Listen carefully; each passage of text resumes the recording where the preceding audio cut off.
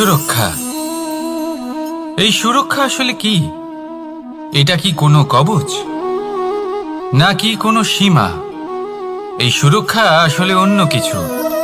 আমাদের মাতা পিতা, আমাদের প্রিয়জন, আমাদের বন্ধু, এই সমাজ, আমাদের শুভাকাঙ্ক্ষী, আমাদের আত্মীয়, এনারা সবাই আমাদের জীবনে কোনো না কোনোভাবে সুরক্ষা দিয়ে থাকেন, একটা কবচ দিয়ে থাকেন কোনো না কোনো রূপে।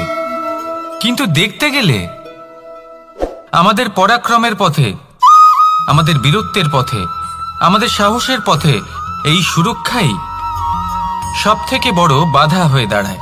একবার ভেবে দেখুন, যদি আপনি কোনো সুরক্ষাই না পান, বা যদি আপনি এই সুরক্ষা ভেঙে বাইরে আসতে পারেন, তাহলে আপনার বীরত্ব চরম সীমায় পৌঁছে যায়। কেন? কারণ তখন আপনি জানেন যে এই সংসারের সম্মুখীন আমাদের নিজেদেরই হতে হবে। আপনি বুঝে যান যে শত্রুর সম্মুখীন এবার নিজের বলের দ্বারা, নিজের পরাক্রমের দ্বারা, নিজের সাহসের দ্বারা করতে হবে। আর তখন আমাদের মনের মধ্যে এই শক্তি জাগ্রত হয়। এই শক্তি অন্তরেই বসবাস করে। শুধু এটা চিনে নিতে হবে, একে জাগ্রত করতে হবে। আর এটা সুরক্ষা ভেঙে যাওয়ার পরেই সম্ভব হয়। আর যারা নিজের শক্তি সম্পর্কে জানেন, যিনি নিজেই জানেন তিনি কতটা শক্তিশালী, তিনি নিজেই নিজের সুরক্ষা কবচ চিরকালের মতো ভেঙে ফেলে দেন, ঠিক কর্ণের মতো। আর তারপরে দেখুন, আপনার পরাজয় হোক বা বিজয়ী হোক না কেন, সেটাই অনেক বড় হয়, সেটাই প্রশস্ত হয়ে থাকে। সেই জন্য ত্যাগ করুন নিজের ভয়কে, নিজের আশেপাশের এই সুরক্ষা চক্রকে ভেঙে ফেলুন, আর সম্মুখীন হন এই সংসারের নিজের শত্রু সম্মুখীন হন। পরাক্রমের এই অঙ্কুর, তা অঙ্কুরিত হওয়ার জন্য বীজের উপরের এই কবচ, এটা ভেঙে যাওয়া অতি আবশ্যক। আসুন আমার সাথে ভালোবেসে বলুন, রাধা রাধা। ধন, সম্পত্তি, এগুলো আসলে কি? এগুলো শুধু সেই মূল্য যার দ্বারা আমরা কোনো কিছু অর্জন করতে পারি। এবার এই ধনের দ্বারা এই সংসারে অনেক কিছু লাভ করা সম্ভব, কিন্তু সেই সব কিছুই শুধুমাত্র ভৌতিক বস্তুই হবে, ভৌতিক সামগ্রী, ভৌতিক সুবিধা। অর্থাৎ আপনার কাছে যতই ধন থাকুক, তা আপনাকে শান্তির ঘুম এনে দিতে পারবে না, আপনাকে জীবনের বাস্তব সুখের অনুভূতি লাভ করাতে পারবে না, কারণ এগুলো ভৌতিক ধন। এ ভৌতিক বস্তুই অর্জন করাতে সক্ষম। বাস্তবিক ধন কি? যদি এই প্রশ্ন আপনার মনে আসে, তাহলে তার উত্তর আমি আপনাকে দেব একটা উদাহরণের মাধ্যমে। কখনো আপনি শুনে থাকবেন যে একজন পিতা আজীবন অনিষ্ট করেন, অনর্থ করেন, খারাপ কাজ করেন শুধু ধন অর্জনের জন্য।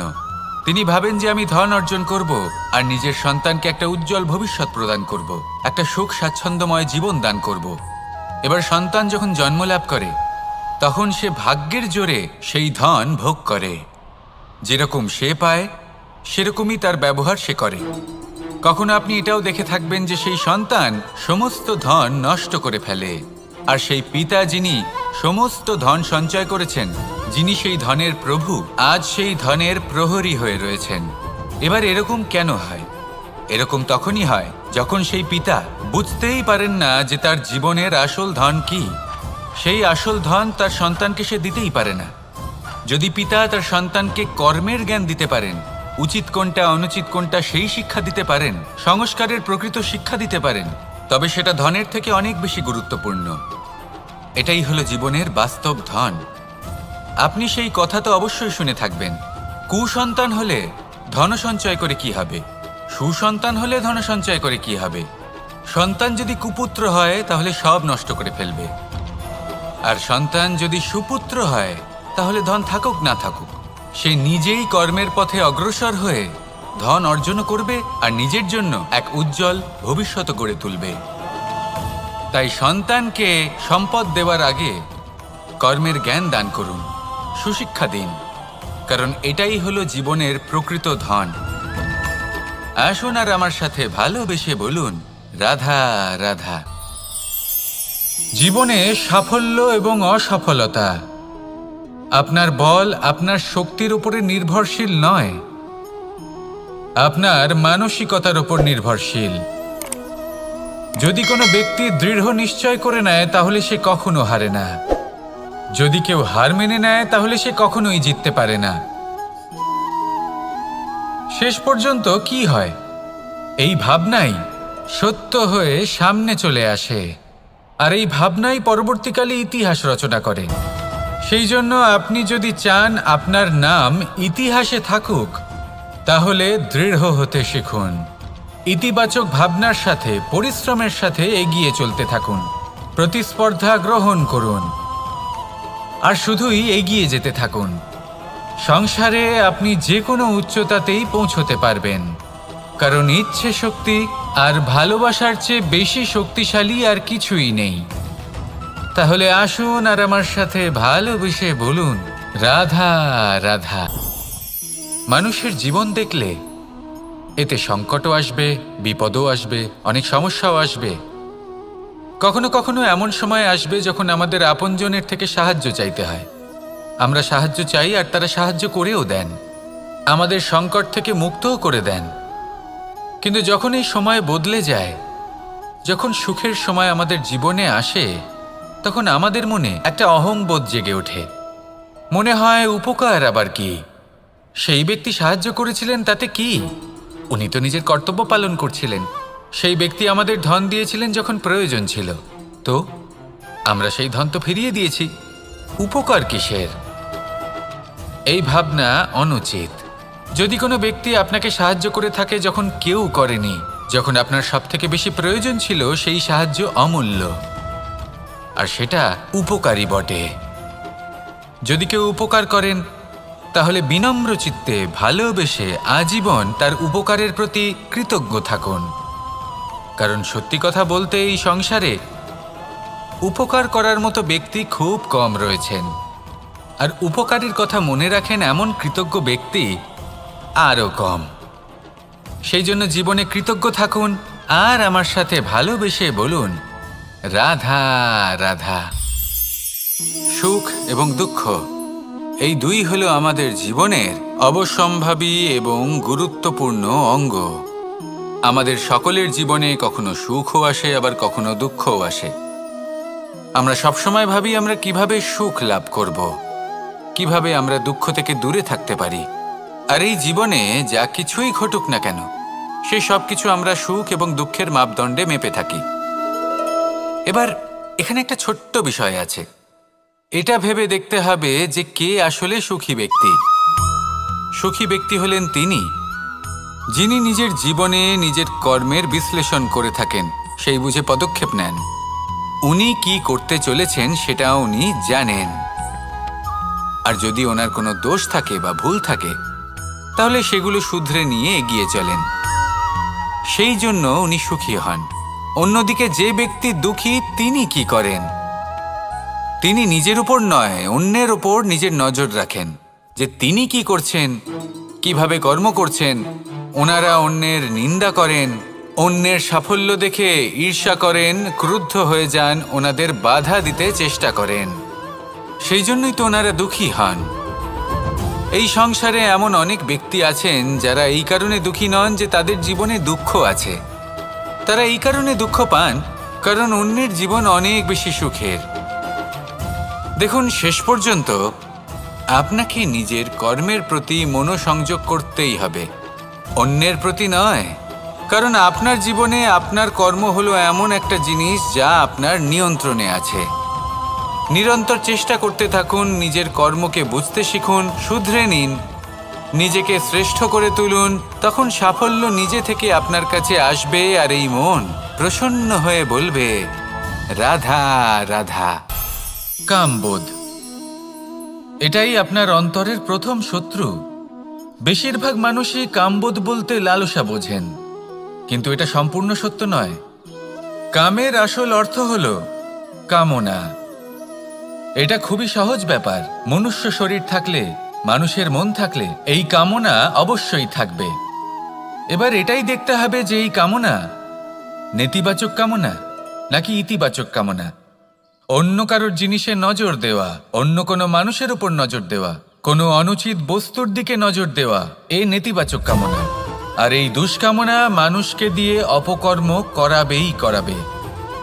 তাই মনে রাখবেন, যে ব্যক্তি নিজের কামনাকে নিয়ন্ত্রণে রাখতে পারেন তিনি সঠিক পথেও থাকেন, সঠিক লক্ষ্যে পৌঁছতেও পারেন। যিনি কামনা নিয়ন্ত্রণে রাখতে পারেন না তিনি তার পথও হারিয়ে ফেলেন এবং লক্ষ্যচ্যুতও হন। তাই মনে রাখবেন, নিজের কামনাগুলিকে নিয়ন্ত্রণে রাখুন, কাম নামক এই শত্রুর ওপর বিজয় লাভ করুন, আর আমার সাথে ভালোবেসে বলুন, রাধা রাধা। প্রত্যেকটা মানুষ আলাদা হয় আর অত্যন্ত বিশেষও হয়। প্রত্যেক মানুষ ভিন্ন ভিন্ন পরিবেশে পালিত হয়, বড় হয়। প্রত্যেকের নিজস্ব চিন্তাভাবনা থাকে, নিজস্ব বিচারধারা থাকে। যখন অনেক ভিন্ন বিচারধারা একত্রিত হয়ে যায় তখন শুরু হয় বিবাদ। এবার এই বিবাদের সময় আপনি দেখবেন দুই ব্যক্তি যাদের মধ্যে এই বিবাদ হচ্ছে সবসময় এটা প্রমাণ করতে চান যে তার সামনের ব্যক্তি এবং তার ভাবনা, তার বিচারধারা বা তার বক্তব্য হলো অনুচিত। এবার এটাই যদি প্রেমপূর্বক রূপে আপনি ভেবে দেখতে চেষ্টা করেন যে সামনের ব্যক্তিটির বক্তব্য, তার মানসিকতা আসলে কি, তাতে উচিত ঠিক কি, সেটা আমরা বুঝতে পারি। একদিকে হলো এই বিবাদ যা আপনাকে সামনের ব্যক্তিটিকে অনুচিত প্রমাণ করতে বাধ্য করে, আর অন্যদিকে হলো প্রেম যা সামনের ব্যক্তিটির যুক্তি বুঝতে সাহায্য করে, তাতে উচিত কি রয়েছে সেটা বুঝতে বাধ্য করে, তাকে মহান হয়ে ওঠার পথে অগ্রসর হতে বাধ্য করে। তাই এই বিবাদকে ত্যাগ করুন আর প্রেমকে আপন করে নিন, আর এই প্রেম ভাব নিয়ে বলুন, রাধা রাধা।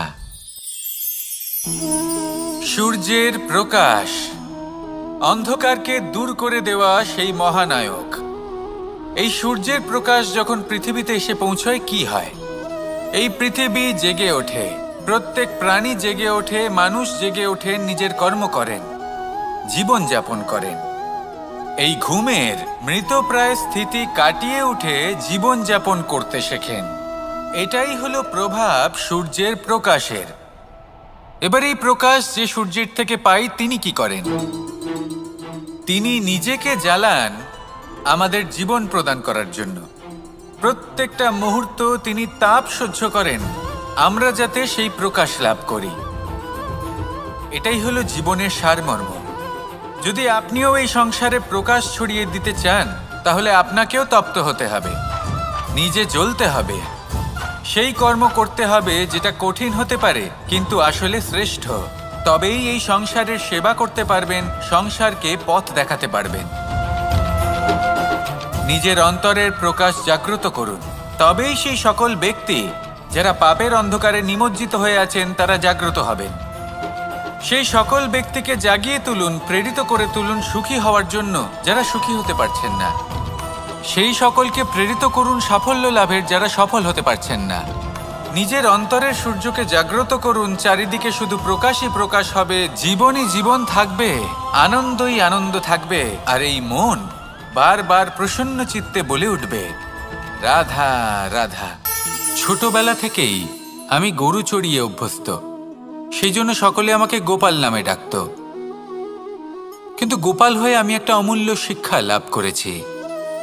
আমি দেখেছি যে গৌশালাতে অনেক বাছুরের মধ্যে একটি গাই তার নিজের বাছুরকে অবশ্যই চিনে ফেলে। যেখানে সমস্ত বাছুর একই রকম দেখতে এবং প্রত্যেকের স্বরও সমান, তারপরেও সকল বাছুরের মধ্যে নিজের বাছুরকে ঠিক চিনতে পেরে যায় এবং তার সাথেই থাকে। ঠিক এইরকমই কিছুটা হয় আমাদের কর্ম এবং তার কর্মফল। আপনি সবার মাঝে থেকেও কোনো কর্ম যদি করেন, সেই কর্মফল সবার মধ্যে আপনাকে চিনে ফেলবে এবং আপনার সাথেই থাকবে। তাই যখনই কর্ম করবেন ভেবে চিন্তে করবেন। কোনো কর্ম করার আগে একবার ভেবে দেখুন, তাহলে জীবনে বারংবার অনুতপ্ত হতে হবে না। কারণ বিষয়টা কিছুটা এরকম যে এই সংসারে আপনি কাল, কর্মফল এবং সময় এই তিনের হাত থেকে কখনো লুকোতে পারবেন না, কখনো পালাতেও পারবেন না। আসুন আমার সাথে ভালোবেসে বলুন, রাধা রাধা। আভূষণ কার না ভালো লাগে এই আভূষণ? আমরা পরিশ্রম করি, ধন অর্জন করি আর আভূষণ কিনে থাকি, কখনো নিজের জন্য, কখনো বা তাদের জন্য যাকে আমরা ভালোবাসি, বা তাদের জন্য যাকে আমরা সম্মান করি। হয়তো সেই জন্যই সীতা চূড়ামণি ধারণ করেছিলেন এবং আমি সামন্তকমণি।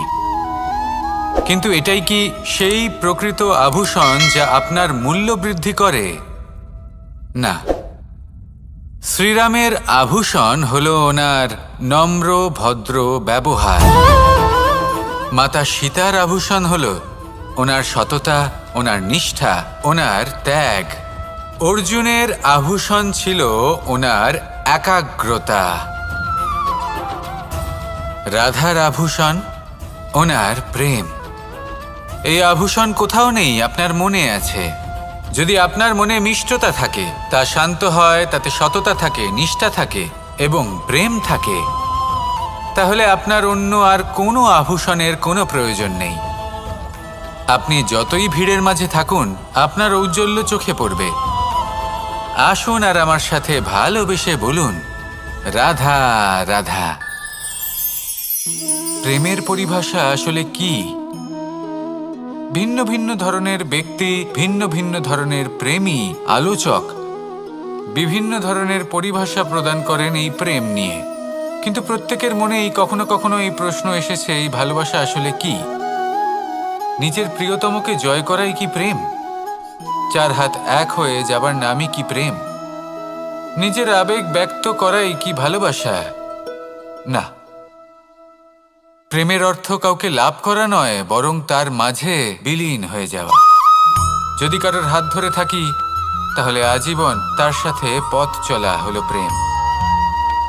প্রেম শুধুমাত্র সেটা নয় যা প্রেমী আর প্রেমিকার কেশদামে মালা বেঁধে দেয়। মাতা পিতার জন্য দিনরাত পরিশ্রম করা, নিজের পরিবারের জন্য দিনরাত পরিশ্রম করা, সেটাও প্রেম। নিজের বন্ধুদের জন্য, আপনজনের জন্য সবকিছু উজাড় করে দেওয়ার নাম হলো ভালোবাসা।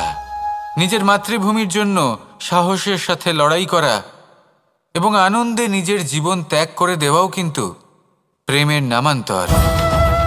সেই জন্য যারা বুদ্ধিমান ব্যক্তি, তারা কখনো প্রেমের পরিভাষা খুঁজতে চান না, কারণ তারা জানেন যে এই প্রেম কতটা বিশাল। তারা জানেন যে এই প্রেম হলো এক বিশাল সাগর, যাকে নিজের মুঠোয় ধরে রাখা যায় না। সেই জন্য এই প্রেমের সাগরে ডুবে যান এবং সকলকে ভালোবাসতে শিখুন।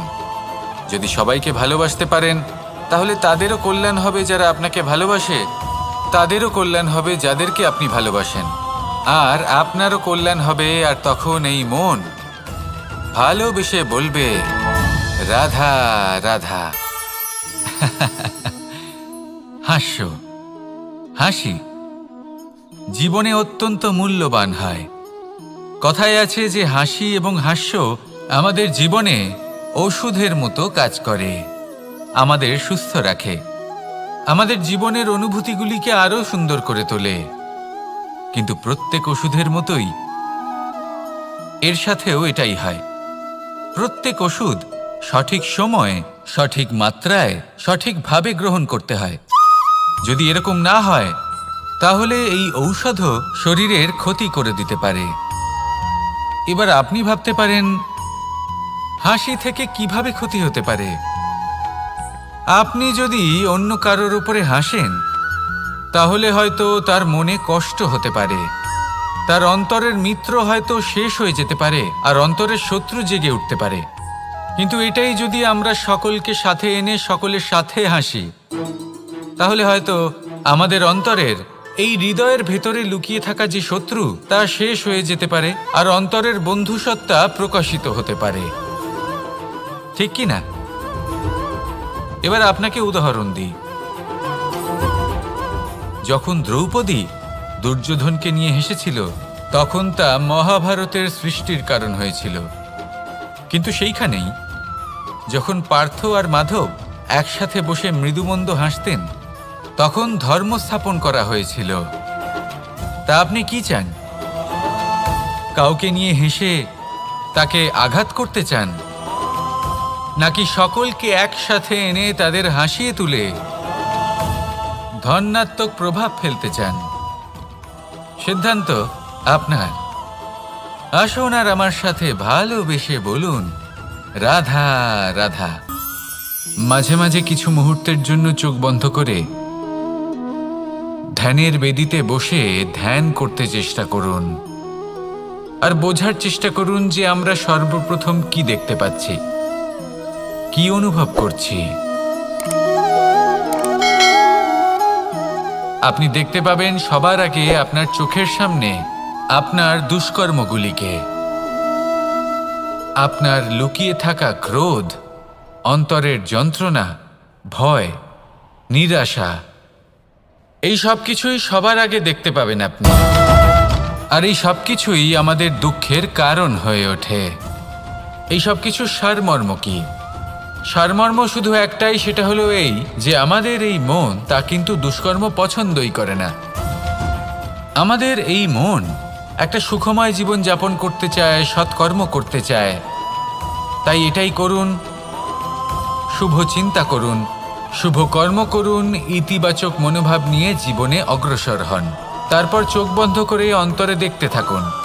দুঃখের আভাসই পাবেন না। এই মন প্রসন্নতা এবং প্রেমের দ্বারা পূর্ণ হবে এবং বারবার বলে উঠবে রাধা রাধা। সুরক্ষা। এই সুরক্ষা আসলে কি? এটা কি কোনো কবচ নাকি কোনো সীমা? এই সুরক্ষা আসলে অন্য কিছু। আমাদের মাতা পিতা, আমাদের প্রিয়জন, আমাদের বন্ধু, এই সমাজ, আমাদের শুভাকাঙ্ক্ষী, আমাদের আত্মীয়, এনারা সবাই আমাদের জীবনে কোনো না কোনোভাবে সুরক্ষা দিয়ে থাকেন, একটা কবচ দিয়ে থাকেন কোনো না কোনো রূপে। কিন্তু দেখতে গেলে আমাদের পরাক্রমের পথে, আমাদের বীরত্বের পথে, আমাদের সাহসের পথে এই সুরক্ষাই সবথেকে বড় বাধা হয়ে দাঁড়ায়। একবার ভেবে দেখুন, যদি আপনি কোনো সুরক্ষাই না পান বা যদি আপনি এই সুরক্ষা ভেঙে বাইরে আসতে পারেন, তাহলে আপনার বীরত্ব চরম সীমায় পৌঁছে যায়। কেন? কারণ তখন আপনি জানেন যে এই সংসারের সম্মুখীন আমাদের নিজেদেরই হতে হবে। আপনি বুঝে যান যে শত্রুর সম্মুখীন এবার নিজের বলের দ্বারা, নিজের পরাক্রমের দ্বারা, নিজের সাহসের দ্বারা করতে হবে। আর তখন আমাদের মনের মধ্যে এই শক্তি জাগ্রত হয়। এই শক্তি অন্তরেই বসবাস করে। শুধু এটা চিনে নিতে হবে, একে জাগ্রত করতে হবে। আর এটা সুরক্ষা ভেঙে যাওয়ার পরেই সম্ভব হয়। আর যারা নিজের শক্তি সম্পর্কে জানেন, যিনি নিজেই জানেন তিনি কতটা শক্তিশালী, তিনি নিজেই নিজের সুরক্ষা কবচ চিরকালের মতো ভেঙে ফেলে দেন, ঠিক কর্ণের মতো। আর তারপরে দেখুন, আপনার পরাজয় হোক বা বিজয়ী হোক না কেন, সেটাই অনেক বড় হয়, সেটাই প্রশস্ত হয়ে থাকে। সেই জন্য ত্যাগ করুন নিজের ভয়কে, নিজের আশেপাশের এই সুরক্ষা চক্রকে ভেঙে ফেলুন আর সম্মুখীন হন এই সংসারের নিজের শত্রু সম্মুখীন হন। পরাক্রমের এই অঙ্কুর, তা অঙ্কুরিত হওয়ার জন্য বীজের উপরের এই কবচ, এটা ভেঙে যাওয়া অতি আবশ্যক। আসুন আমার সাথে ভালোবেসে বলুন রাধা রাধা। ধন, সম্পত্তি, এগুলো আসলে কি?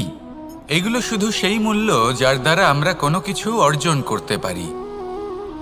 এবার এই ধনের দ্বারা এই সংসারে অনেক কিছু লাভ করা সম্ভব, কিন্তু সেই সব কিছুই শুধুমাত্র ভৌতিক বস্তুই হবে, ভৌতিক সামগ্রী, ভৌতিক সুবিধা। অর্থাৎ আপনার কাছে যতই ধন থাকুক, তা আপনাকে শান্তির ঘুম এনে দিতে পারবে না, আপনাকে জীবনের বাস্তব সুখের অনুভূতি লাভ করাতে পারবে না, কারণ এগুলো ভৌতিক ধন।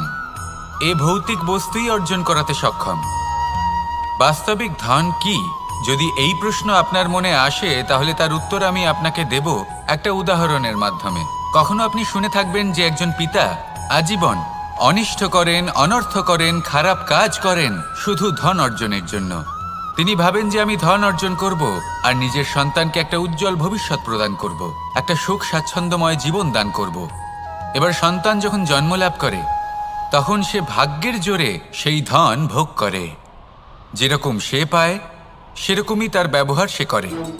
কখনো আপনি এটাও দেখে থাকবেন যে সেই সন্তান সমস্ত ধন নষ্ট করে ফেলে, আর সেই পিতা যিনি সমস্ত ধন সঞ্চয় করেছেন, যিনি সেই ধনের প্রভু, আজ সেই ধনের প্রহরী হয়ে রয়েছেন। এবার এরকম কেন হয়? এরকম তখনই হয় যখন সেই পিতা বুঝতেই পারেন না যে তার জীবনের আসল ধন কি। সেই আসল ধন তার সন্তানকে সে দিতেই পারে না। যদি পিতা তার সন্তানকে কর্মের জ্ঞান দিতে পারেন, উচিত কোনটা অনুচিত কোনটা সেই শিক্ষা দিতে পারেন, সংস্কারের প্রকৃত শিক্ষা দিতে পারেন, তবে সেটা ধনের থেকে অনেক বেশি গুরুত্বপূর্ণ। এটাই হলো জীবনের বাস্তব ধন। আপনি সেই কথা তো অবশ্যই শুনে থাকবেন, কুসন্তান হলে ধন সঞ্চয় করে কি হবে, সুসন্তান হলে ধন সঞ্চয় করে কি হবে। সন্তান যদি কুপুত্র হয় তাহলে সব নষ্ট করে ফেলবে, আর সন্তান যদি সুপুত্র হয় তাহলে ধন থাকুক না থাকুক সে নিজেই কর্মের পথে অগ্রসর হয়ে ধন অর্জন করবে আর নিজের জন্য এক উজ্জ্বল ভবিষ্যৎ গড়ে তুলবে। তাই সন্তানকে সম্পদ দেওয়ার আগে কর্মের জ্ঞান দান করুন, সুশিক্ষা দিন, কারণ এটাই হলো জীবনের প্রকৃত ধন। আসুন আর আমার সাথে ভালোবেসে বলুন, রাধা রাধা। জীবনে সাফল্য এবং অসফলতা আপনার বল, আপনার শক্তির উপরে নির্ভরশীল নয়, আপনার মানসিকতার উপর নির্ভরশীল। যদি কোনো ব্যক্তি দৃঢ় নিশ্চয় করে নেয় তাহলে সে কখনো হারে না। যদি কেউ হার মেনে নেয় তাহলে সে কখনোই জিততে পারে না। শেষ পর্যন্ত কি হয়? এই ভাবনাই সত্য হয়ে সামনে চলে আসে, আর এই ভাবনাই পরবর্তীকালে ইতিহাস রচনা করে। সেই জন্য আপনি যদি চান আপনার নাম ইতিহাসে থাকুক, তাহলে দৃঢ় হতে শিখুন। ইতিবাচক ভাবনার সাথে, পরিশ্রমের সাথে এগিয়ে চলতে থাকুন। প্রতিস্পর্ধা গ্রহণ করুন আর শুধুই এগিয়ে যেতে থাকুন। সংসারে আপনি যে কোনো উচ্চতাতেই পৌঁছতে পারবেন, কারণ ইচ্ছে শক্তি আর ভালোবাসার চেয়ে বেশি শক্তিশালী আর কিছুই নেই। তাহলে আসুন আর আমার সাথে ভালোবেসে বলুন, রাধা রাধা। মানুষের জীবন দেখলে এতে সংকটও আসবে, বিপদও আসবে, অনেক সমস্যাও আসবে। কখনো কখনো এমন সময় আসবে যখন আমাদের আপনজনের থেকে সাহায্য চাইতে হয়। আমরা সাহায্য চাই আর তারা সাহায্য করেও দেন, আমাদের সংকট থেকে মুক্তও করে দেন। কিন্তু যখন এই সময় বদলে যায়, যখন সুখের সময় আমাদের জীবনে আসে, তখন আমাদের মনে একটা অহংবোধ জেগে ওঠে। মনে হয় উপকার আবার কি, সেই ব্যক্তি সাহায্য করেছিলেন তাতে কি, উনি তো নিজের কর্তব্য পালন করছিলেন।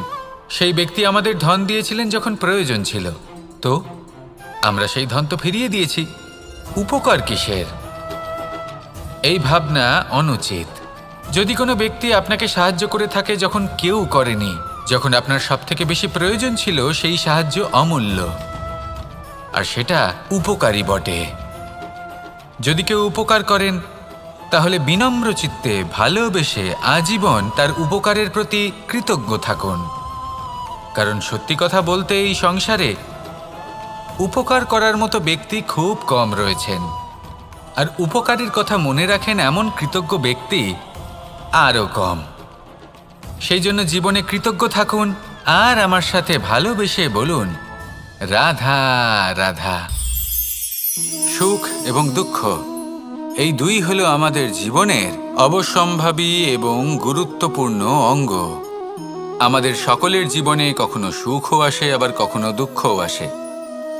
আমরা সবসময় ভাবি আমরা কিভাবে সুখ লাভ করব, কিভাবে আমরা দুঃখ থেকে দূরে থাকতে পারি। আর এই জীবনে যা কিছুই ঘটুক না কেন, সেই সব কিছু আমরা সুখ এবং দুঃখের মাপদণ্ডে মেপে থাকি। এবার এখানে একটা ছোট্ট বিষয় আছে, এটা ভেবে দেখতে হবে যে কে আসলে সুখী ব্যক্তি। সুখী ব্যক্তি হলেন তিনি যিনি নিজের জীবনে নিজের কর্মের বিশ্লেষণ করে থাকেন, সেই বুঝে পদক্ষেপ নেন। উনি কি করতে চলেছেন সেটা উনি জানেন, আর যদি ওনার কোনো দোষ থাকে বা ভুল থাকে তাহলে সেগুলো শুধরে নিয়ে এগিয়ে চলেন। সেই জন্য উনি সুখী হন। অন্যদিকে যে ব্যক্তি দুঃখী, তিনি কি করেন? তিনি নিজের উপর নয়, অন্যের উপর নিজের নজর রাখেন যে তিনি কি করছেন, কিভাবে কর্ম করছেন, ওনারা অন্যের নিন্দা করেন, অন্যের সাফল্য দেখে ঈর্ষা করেন, ক্রুদ্ধ হয়ে যান, ওনাদের বাধা দিতে চেষ্টা করেন। সেই জন্যই তো ওনারা দুঃখী হন।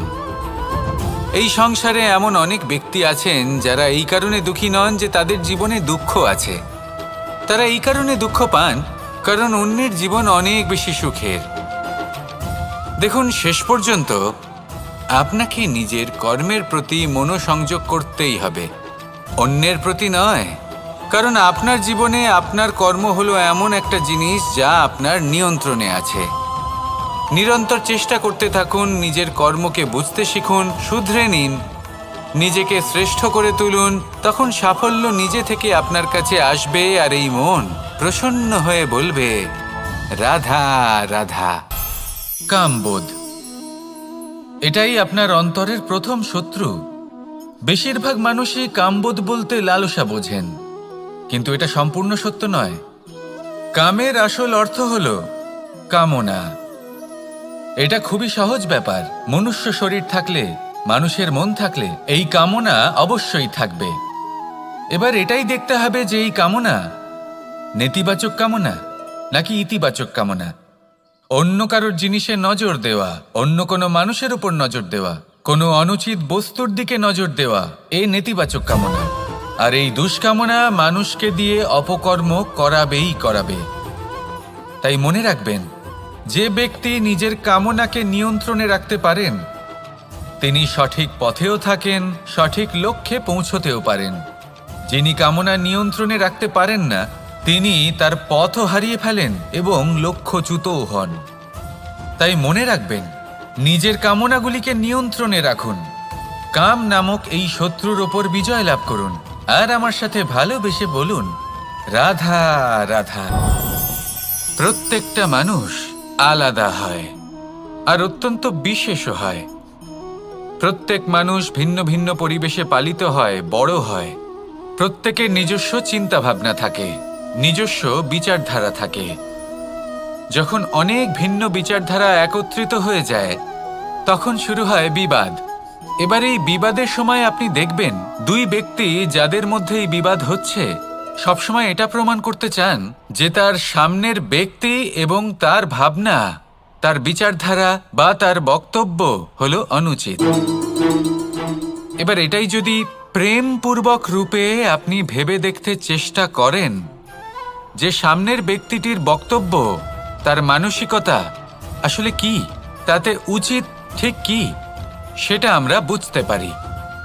একদিকে হলো এই বিবাদ যা আপনাকে সামনের ব্যক্তিটিকে অনুচিত প্রমাণ করতে বাধ্য করে, আর অন্যদিকে হলো প্রেম যা সামনের ব্যক্তিটির যুক্তি বুঝতে সাহায্য করে, তাতে উচিত কি রয়েছে সেটা বুঝতে বাধ্য করে, তাকে মহান হয়ে ওঠার পথে অগ্রসর হতে বাধ্য করে। তাই এই বিবাদকে ত্যাগ করুন আর প্রেমকে আপন করে নিন আর এই প্রেম ভাব নিয়ে বলুন, রাধা রাধা। সূর্যের প্রকাশ, অন্ধকারকে দূর করে দেওয়া সেই মহানায়ক। এই সূর্যের প্রকাশ যখন পৃথিবীতে এসে পৌঁছয় কি হয়? এই পৃথিবী জেগে ওঠে, প্রত্যেক প্রাণী জেগে ওঠে, মানুষ জেগে ওঠেন, নিজের কর্ম করেন, জীবন যাপন করেন। এই ঘুমের মৃতপ্রায় স্থিতি কাটিয়ে উঠে জীবন যাপন করতে শেখেন। এটাই হলো প্রভাব সূর্যের প্রকাশের। এবার এই প্রকাশ যে সূর্যের থেকে পাই তিনি কি করেন? তিনি নিজেকে জ্বালান আমাদের জীবন প্রদান করার জন্য। প্রত্যেকটা মুহূর্ত তিনি তাপ সহ্য করেন আমরা যাতে সেই প্রকাশ লাভ করি। এটাই হলো জীবনের সারমর্ম। যদি আপনিও এই সংসারে প্রকাশ ছড়িয়ে দিতে চান তাহলে আপনাকেও তপ্ত হতে হবে, নিজে জ্বলতে হবে, সেই কর্ম করতে হবে যেটা কঠিন হতে পারে কিন্তু আসলে শ্রেষ্ঠ। তবেই এই সংসারের সেবা করতে পারবেন, সংসারকে পথ দেখাতে পারবেন। নিজের অন্তরের প্রকাশ জাগ্রত করুন, তবেই সেই সকল ব্যক্তি যারা পাপের অন্ধকারে নিমজ্জিত হয়ে আছেন তারা জাগ্রত হবেন। সেই সকল ব্যক্তিকে জাগিয়ে তুলুন, প্রেরিত করে তুলুন সুখী হওয়ার জন্য যারা সুখী হতে পারছেন না। সেই সকলকে প্রেরিত করুন সাফল্য লাভের যারা সফল হতে পারছেন না। নিজের অন্তরের সূর্যকে জাগ্রত করুন, চারিদিকে শুধু প্রকাশই প্রকাশ হবে, জীবনই জীবন থাকবে, আনন্দই আনন্দ থাকবে, আর এই মন বারবার প্রসন্ন চিত্তে বলে উঠবে, রাধা রাধা। ছোটবেলা থেকেই আমি গরু চড়িয়ে অভ্যস্ত, সেই জন্য সকলে আমাকে গোপাল নামে ডাকত। কিন্তু গোপাল হয়ে আমি একটা অমূল্য শিক্ষা লাভ করেছি। আমি দেখেছি যে গৌশালাতে অনেক বাছুরের মধ্যে একটি গাই তার নিজের বাছুরকে অবশ্যই চিনে ফেলে। যেখানে সমস্ত বাছুর একই রকম দেখতে এবং প্রত্যেকের স্বরও সমান, তারপরেও সকল বাছুরের মধ্যে নিজের বাছুরকে ঠিক চিনতে পেরে যায় এবং তার সাথেই থাকে। ঠিক এইরকমই কিছুটা হয় আমাদের কর্ম এবং তার কর্মফল।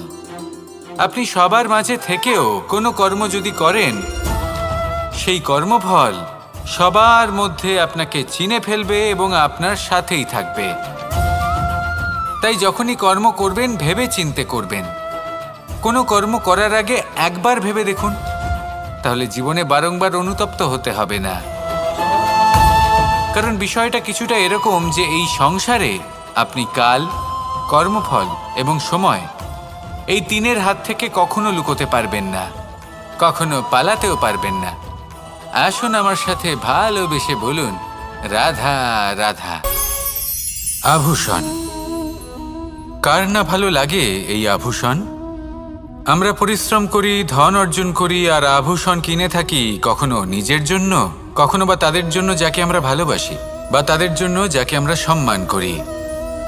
হয়তো সেই জন্যই সীতা চূড়ামণি ধারণ করেছিলেন এবং আমি সামন্তকমণি।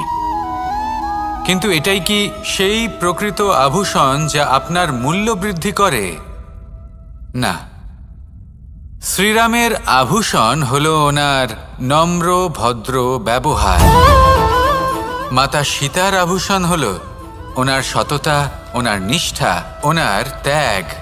অর্জুনের আভূষণ ছিল ওনার একাগ্রতা। রাধার আভূষণ ওনার প্রেম। এই আভূষণ কোথাও নেই, আপনার মনে আছে। যদি আপনার মনে মিষ্টতা থাকে, তা শান্ত হয়, তাতে সততা থাকে, নিষ্ঠা থাকে এবং প্রেম থাকে, তাহলে আপনার অন্য আর কোনো আভূষণের কোনো প্রয়োজন নেই। আপনি যতই ভিড়ের মাঝে থাকুন, আপনার ঔজ্জ্বল্য চোখে পড়বে। আসুন আর আমার সাথে ভালোবেসে বলুন, রাধা রাধা। প্রেমের পরিভাষা আসলে কি? ভিন্ন ভিন্ন ধরনের ব্যক্তি, ভিন্ন ভিন্ন ধরনের প্রেমী, আলোচক বিভিন্ন ধরনের পরিভাষা প্রদান করেন এই প্রেম নিয়ে। কিন্তু প্রত্যেকের মনেই কখনো কখনো এই প্রশ্ন এসেছে, এই ভালোবাসা আসলে কি? নিজের প্রিয়তমকে জয় করাই কি প্রেম? চার হাত এক হয়ে যাবার নামই কি প্রেম? নিজের আবেগ ব্যক্ত করাই কি ভালোবাসা? না। প্রেমের অর্থ কাউকে লাভ করা নয়, বরং তার মাঝে বিলীন হয়ে যাওয়া।